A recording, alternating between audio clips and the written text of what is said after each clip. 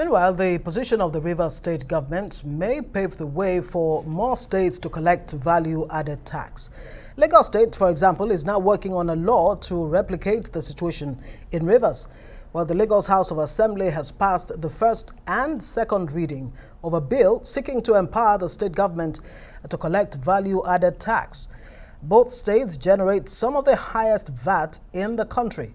Well, analysts say if Rivers and Lagos states win the battle to keep VAT in-house, then the devolution of resources may have begun in Nigeria. All right, let's bring in Dr. Sam AMADI, a Rise News analyst, to help us dissect these issues. Thanks so much for joining us. Very quickly, is that what is playing out now? Devolution of resources? Is it playing out in an organic manner? Is that what you're saying here? Oh, well, sure. Or is it a test of the fiscal relationship between the federal and state governments? We've argued that there could be two possible ways or three possible ways of dealing with the question of restructuring or devolution of power. One could be constitutional process, which is a little bit difficult because of a basic kind of veto, depending on where you're coming from. The other would be administrative, exercise of power by the governors under Section 5 of the Constitution, Section 4, that gives the House of Assemblies powers to make laws and the governors to execute them. And the third would be maybe what we call executive disobedience of law. People deliberately say this law is constraining, and we've seen evidence across the world of executive avoidance, rather, of law. So you get to do the things you need to do, even though the law says you shouldn't do that. Now, the most important will be the constitutional and administrative. Now, what is playing out now is a sense in which the physical challenge and the need to grow the government, grow the economy, improve financial resources to carry out clearly state-based obligations require the states now to look for where you're going to pick the money. And this is like a windfall for states like Rivers and Lagos that have large corporate persons and large consuming, you can say middle class that can consume more based on wealth. If you look at the IGRs, also they're top on the list. So they have opportunity now to increase their IGR. Now the question is, two questions. One is the court to settle.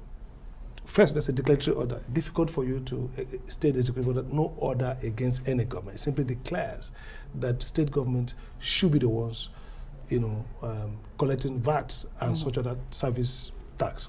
So the federal government is in a difficult situation. They either fast track to the Supreme Court to get maybe a finality on, but they can't stay it. Now, what's happening? The federal government exercises its eminent domain power. They have the FRS, probably they have more coercive force than the state to try to continue to collect this revenue. That creates a crisis.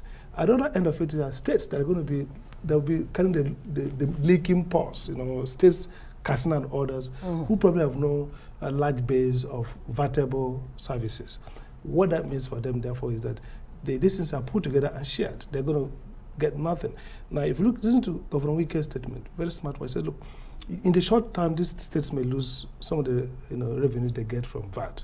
But in the long term, they're going to win because they are now going to take more control of the economy, and if they make improvement in governance, so it will be a positive incentive to improve governance. I totally think that in a federation like ours, where we have been complaining that states are more like appendages, the right thing to do is to give them physical power to task and collect, because that goes with governance. If you can't govern, you probably may not be able to collect. All right. You've put me in a dilemma now, but okay, let me, I have two questions, but let me take this one because of the issues you've raised. Lagos is on the verge of passing a law to empower the state government to collect that. What does the law on VAT say, or the Constitution? Yeah. Will that vitiate the state's law if, for example, Lagos succeeds in passing that law? Clearly, every law in the federation will be subject to the Constitution. The Constitution provides a framework to assess whether you can even make the law. This Item 58 of the Constitution gives federal government exclusive jurisdiction over income tax and such taxes, including custom duties. Okay, but VAT is not one of those areas that the federal government has express exclusive jurisdiction. So the state's claim here is that the federal government, which is what the court says, has no such powers to tax on VAT.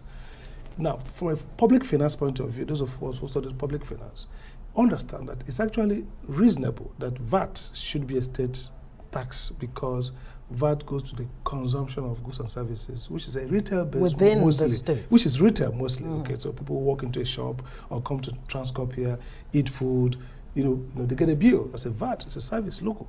So normally, theoretically, it should be a state responsibility.